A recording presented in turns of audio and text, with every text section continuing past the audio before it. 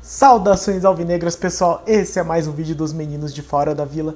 Eu sou Danilo Rattori, dando aqui seguimento ao nosso guia do Brasileirão. Ontem vocês já puderam assistir o Carlos iniciando muito bem o guia, falando das 4 equipes que subiram da Série B para a Série A. Então, as 4 equipes aí que nós teremos possivelmente uma certa proximidade, a menos que o Bustos tenha conseguido fazer um bom trabalho aí nesta intertemporada.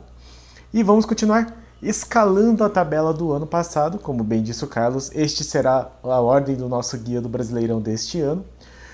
E hoje nós vamos falar dos 3 times que ficaram mais próximos da zona do rebaixamento. Lembrando que o Santos ficou em 10º, até ficamos bem. E esses foram os times que escaparam aí com uma certa proximidade. Então falaremos de Juventude, Cuiabá e Atlético Paranaense. Mas antes, peço sempre, se inscreve no canal se você não for inscrito, dê essa ajuda aí. Muito obrigado a todos os nossos 376 inscritos, muito obrigado a todos. Lembrando também que já está no ar o Esporte em Destaque, que nós participamos hoje. Então eles gentilmente deixam nós colocarmos também no nosso canal.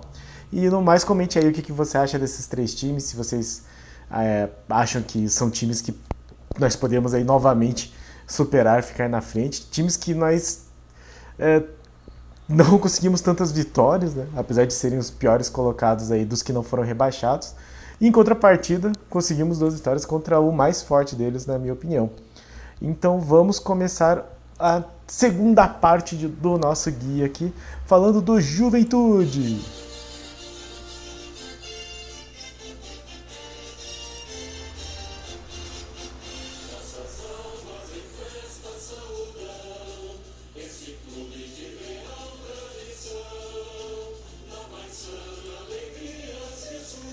Então esse é um trechinho do hino do Juventude, Esporte Clube Juventude de 1913.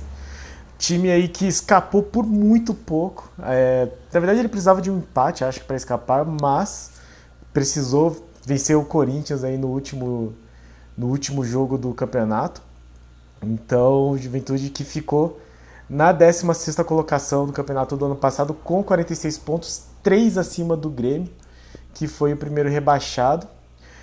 No gauchão não fez assim um bom gauchão, tanto que eles demitiram o treinador. Quem era o treinador? O nosso conhecido Jair Ventura, que foi quem salvou eles do rebaixamento, mas que, como costuma acontecer com os trabalhos do Jair Ventura, não seguiu muito bem. Mas ainda está vivo na Copa do Brasil. Então no gauchão ele ficou em 10º, uma posição só fora da zona do rebaixamento, só com 2 pontos acima. E aí até por isso demitiu o Jair Ventura e trouxe um novo treinador no começo desse mês, no dia 9 de março. Já falarei um pouco mais dele.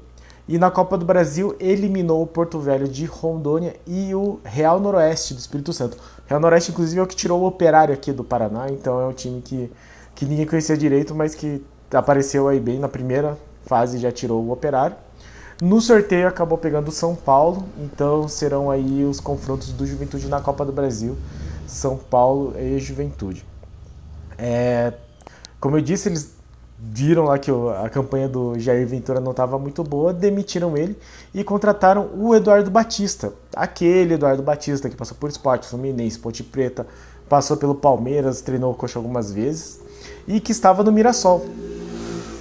Ele, inclusive, era o treinador do Mirassol na fatídica derrota do Santos por 3-2, com, enfim, erro de arbitragem, jogo que eu não assisti, inclusive, mas que também seguiu como treinador, e o último jogo dele como treinador do Mirassol foi na vitória que eliminou o Grêmio da Copa do Brasil, logo na primeira fase.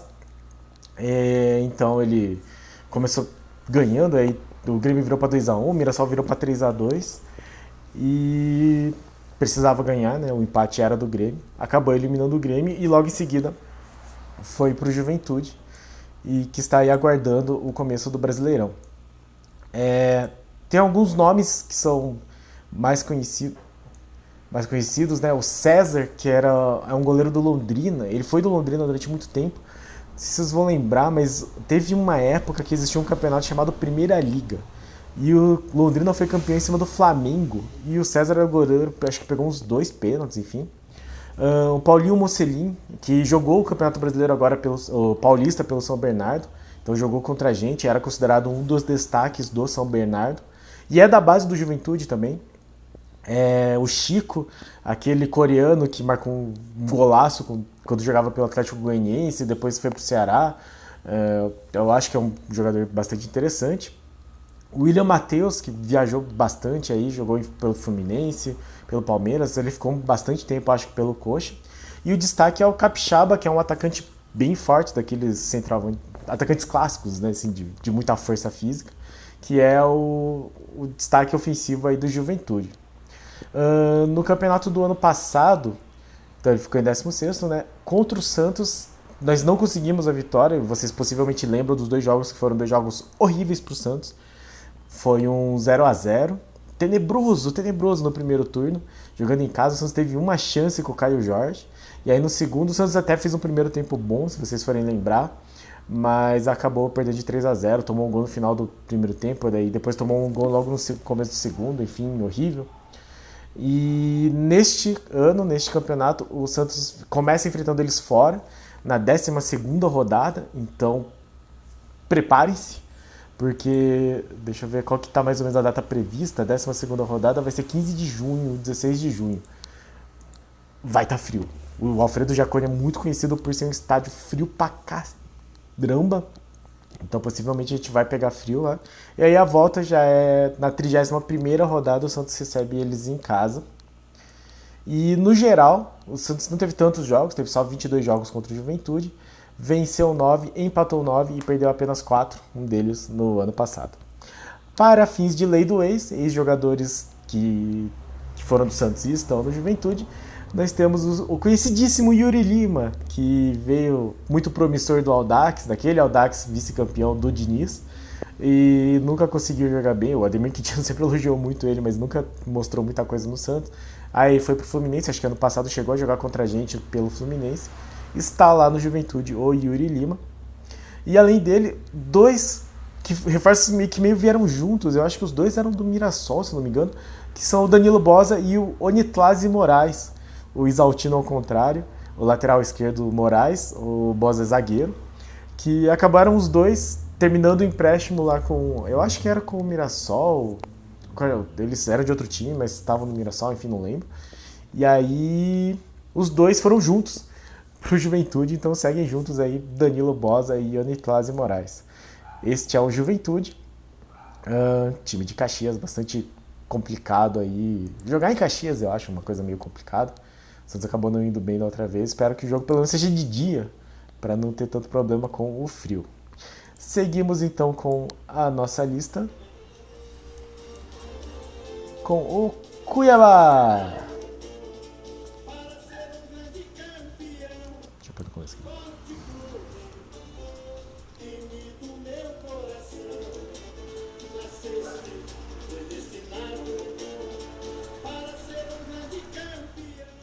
Então aí um pedacinho do hino do Cuiabá Esporte Clube, time de 2001, time bastante novo que está em sua segunda participação. Ano passado eles estrearam no Campeonato Brasileiro da Série A, agora eles conseguiram manter aí na primeira divisão, passaram lá um pouquinho de sufoco, mas se mantiveram na primeira divisão. Terminaram ano passado com 47 pontos em 15º.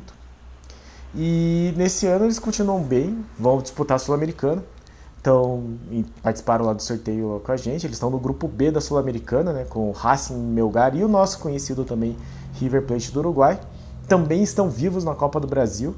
Eles venceram o Asa, né, e empataram com o Figueirense na segunda rodada, mas passaram nos pênaltis. E no sorteio pegaram o Atlético Goianiense. E estão na final do Mato Grossense também, apesar que eu acho que não tem outros times no nível do Cuiabá no Mato Grosso. Assim, a gente lembra, né? O Cuiabá ele tem um aporte muito grande do agronegócio lá, que, enfim, injeta muito dinheiro no time. Mas, para além disso, o trabalho deles é muito bem feito, então, méritos aí. Venceram o União Rondonópolis no jogo de ida, em Rondonópolis, venceram por 3-2 e agora enfrentam o próprio Rondonópolis em casa no dia 2 de abril. Então também é um time que está disputando aí jogos nessa sequência toda até começar o Brasileirão. Vai ser logo em seguida, vai ter uma mesma maratona que a gente, só que sem esse tempo de descanso que nós tivemos. No ano passado o treinador era o Jorginho, ele acabou não tendo o seu contrato renovado e, e eles colocaram um interino durante um tempo até trazerem o Pintado. Trouxeram o Pintado acho que em fevereiro.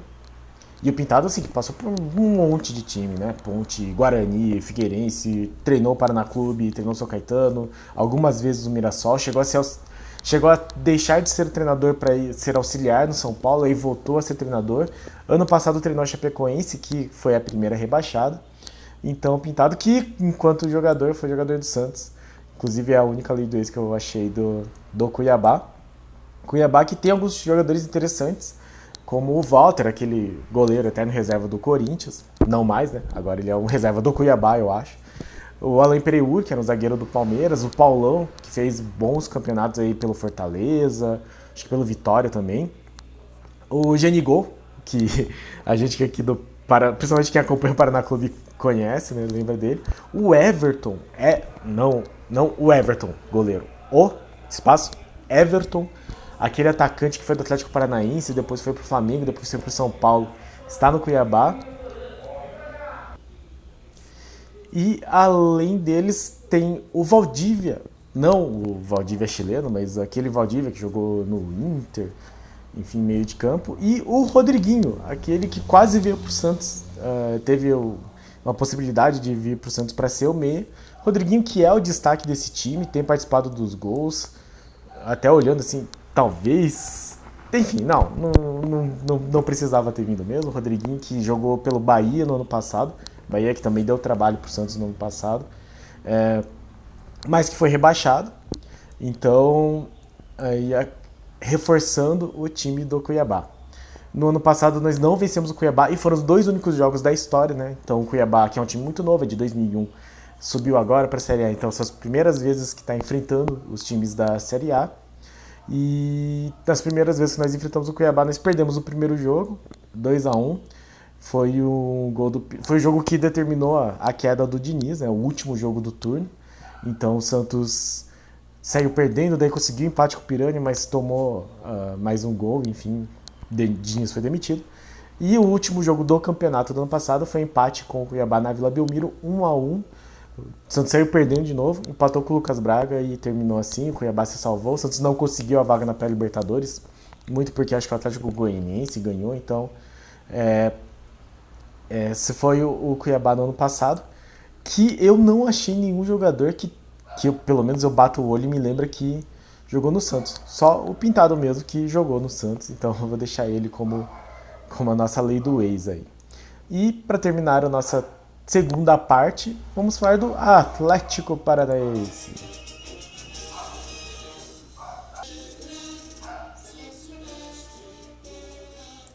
Então aí um pedacinho do hino do Atlético Paranaense.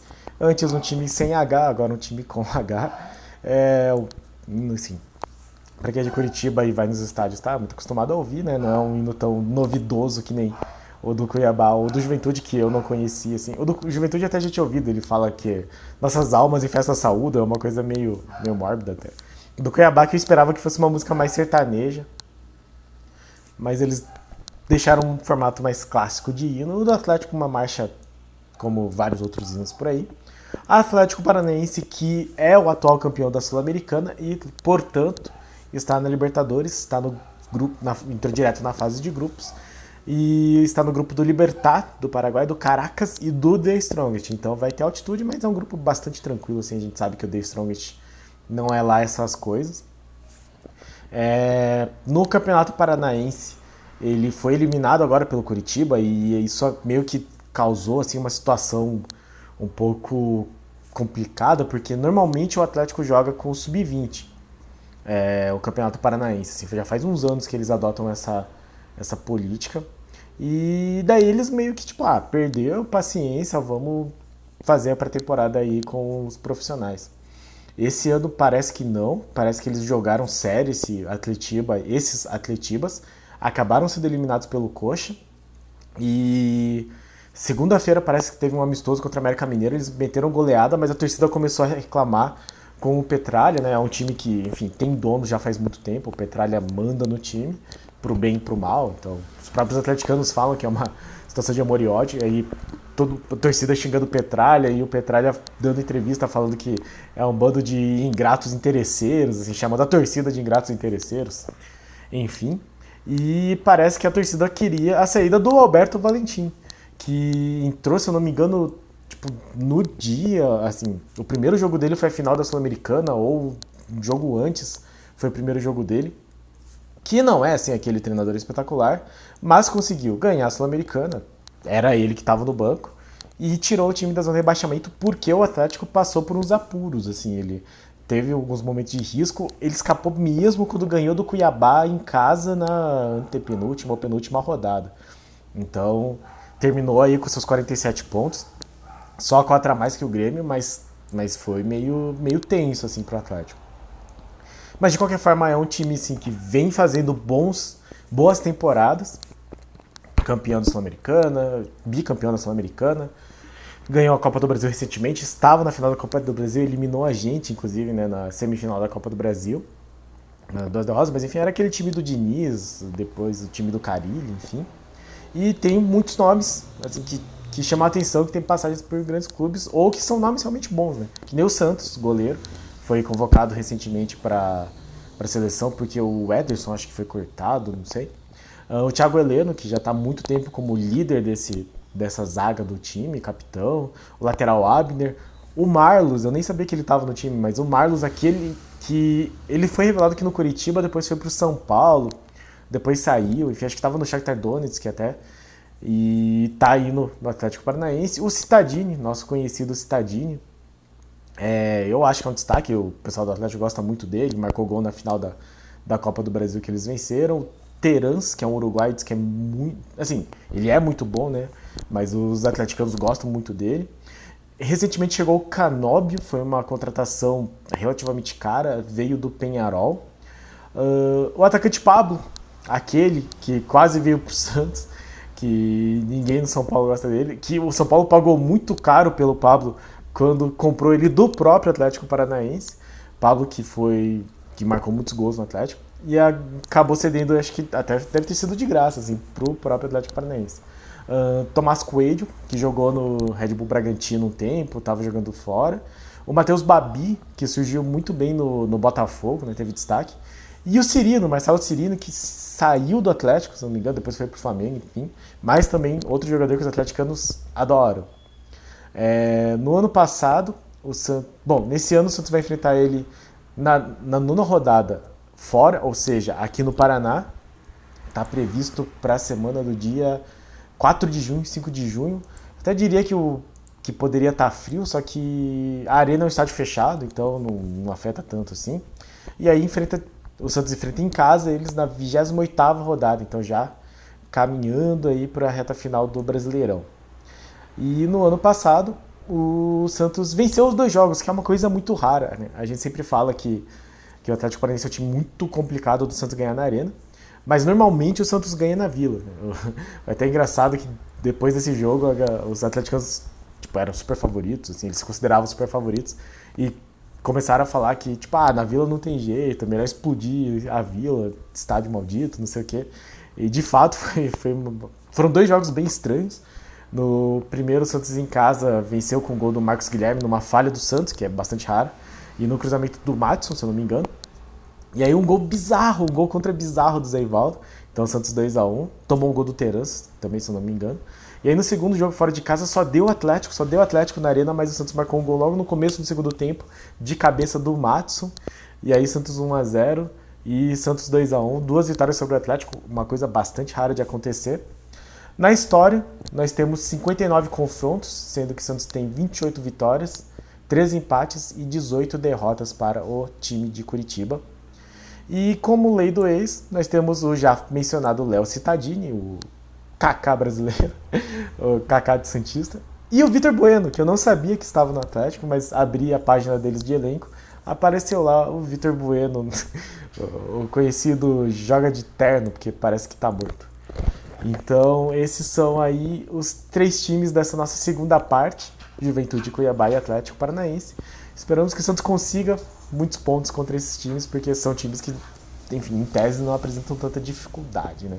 Mas vamos ver, porque não sabemos nem como é que o Santos estará neste Campeonato Brasileiro.